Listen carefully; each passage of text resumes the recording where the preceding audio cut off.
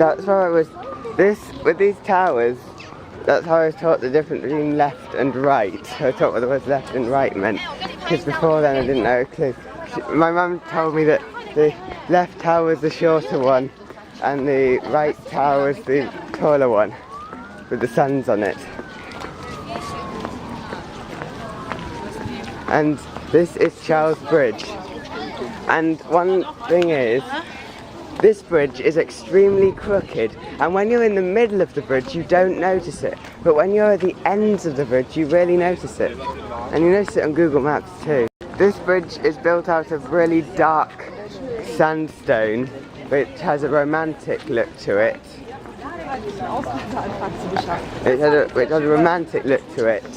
However, it has one weakness. One major weakness with this sandstone. It is extremely ice intolerant, which is why there are these wooden icebreakers all along this bridge, which mean so that it doesn't freeze over next to the bridge, because this is ice. The stone here is ice intolerant. And this fills me with hope. They plan to keep Tatra T3s in the city. Somebody is learning how to drive a Tatra T3, which must mean they're planning on keeping them in Prague. And now to the Prince Hotel, where they serve, out here, they serve some of the best hot chocolate in the world.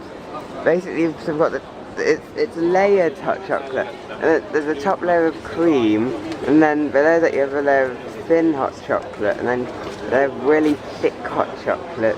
And then at the bottom there's a layer of bitter cocoa solids, which is to prevent the sugar from causing a sour aftertaste. And it's 1 o'clock.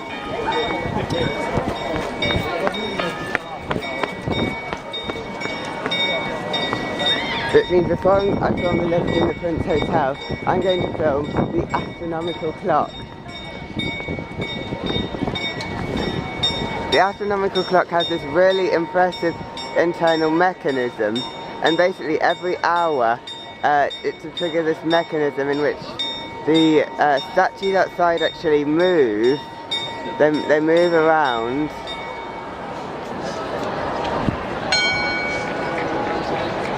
And there's these windows which actually slide across, and inside the clock there's actually a railway.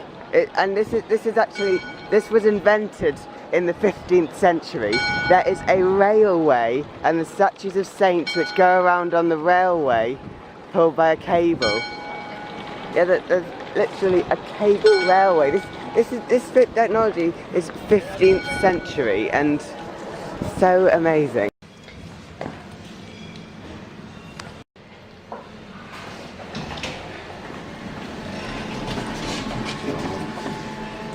The lift in here is a glass lift. And as lifts go, it's not actually that good. It's not got intelligent levelling or corridors. And it accelerates slowly.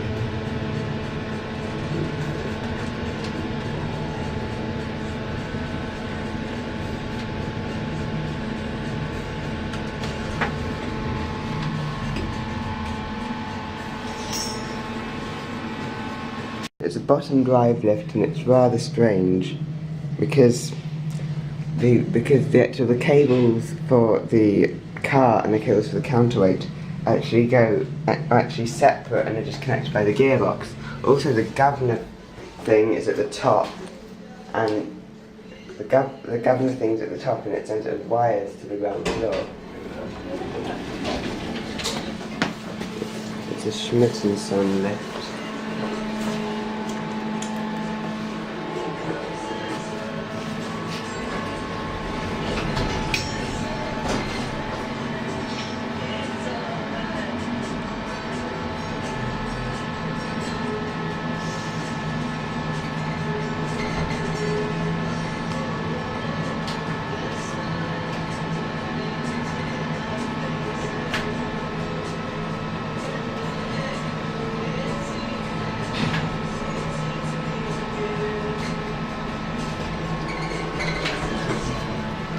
We're at the lowest floor. The motor's down there, So it's a rather weird bottom drive MRL. The most on it's a rather weird bottom drive MRL. This is the Tyne Church, and which is not a chram, cathedral, it's a kostol, a church. And that's St. Nicholas with the... I always used to know St. Nicholas Malestrana as St. Nicholas with the round dome, and St. Nicholas in the Old Town as St. Nicholas with a square dome. And like St. Nicholas Malestrana, this has actually been repainted from what I remember. They're both now being painted into this sort of beige colour. What I remember was that they were in a white colour, the same as Strahov Monastery. And it was actually built because the Tyne Church was a Hussite church, and so that was built as the Catholic church. But now the Tyne Church is Catholic, and I'm not sure what St. Nicholas is. And it's not a chram, a cathedral, it's a kostol, it's a church. If you want a chram, you need to go up the hill, in that direction. Yeah, maybe get the 18 if you fancy being lazy. No, that is a tram. And this church actually looks similar to St. Anthony's, and I always used to wonder how you'd get in, and I knew there was a north entrance, the one where I saw a dead pigeon once. I did some philosophising with my mum with a dead pigeon. I always used to wonder how, but I never saw anyone using it, and I always used to wonder how we got in. And I later found out that it was here. This was my first time inside because I never actually went in. The windows at the back are extremely tall. This is St. James's Church. Inside this church is one of the world's largest canvas paintings. It's so large that they had to build a special build a special partition wall for it. And it's considered too extravagant to be on display during Lent, but if they were to remove it, they would risk tearing the canvas. So what they do is they put a tapestry over it. And what's strange is that the partition wall is actually there, next to the next to this buttress here. It's actually here. So there's quite a lot of space behind the partition. I've always wanted to know what it's used for, but I can't find out. Wikipedia doesn't know. The publishers of my Prague book don't know. I've always wanted to know what's behind the partition.